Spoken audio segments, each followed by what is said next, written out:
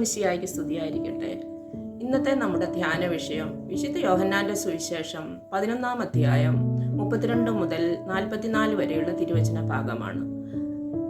നമ്മൾ ഇവിടെ കാണുന്നത് മറിയത്തിന്റെ സങ്കടം കണ്ട് മനസ്സലിഞ്ഞ് ഈശോ അവളുടെ മരിച്ചുപോയ സഹോദരൻ ലാസറിനെ ഉയർപ്പിക്കുന്ന നല്ലവനായ ഈശോയെയാണ്. ഈശോ പറയുന്നുണ്ട്, കല്ലെടുത്തു മാറ്റുവിൻ, അവൻ്റെ കെട്ടുകൾ അഴിക്കുവിൻ എന്ന്. സഹോദരരെ, ഈശോയ്ക്ക് നമ്മോടും ഇതുതന്നെയാണ് പറയാനുള്ളത്. നമ്മിലുള്ള വിദ്വേഷം, വൈരാഗ്യം, അഹങ്കാരം, കാപട്യം, ധനമോഹം, സ്ഥാനമോഹം, ഇങ്ങനെ ദുർഗന്ധം വഹിക്കുന്ന എന്തെങ്കിലും ഉണ്ടെങ്കിൽ അതിൽ നിന്നും പുറത്തു വരാൻ ഈശോ നമ്മെ ഓരോരുത്തരോടും പറയുന്നു. ലാസറിന്റെ ശവകുടീരത്തിൽ നിന്ന് പറഞ്ഞവയെല്ലാം പാപത്തിന്റെ ശവകുടീരത്തിൽ കഴിയുന്ന നാം ഓരോരുത്തരോടുമാണ് ഈശോ പറയുന്നത്.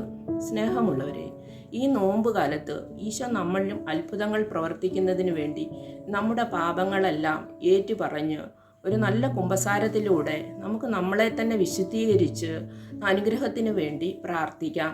ഈശോ നമ്മെ എല്ലാവരെയും സമൃദ്ധമായി അനുഗ്രഹിക്കട്ടെ.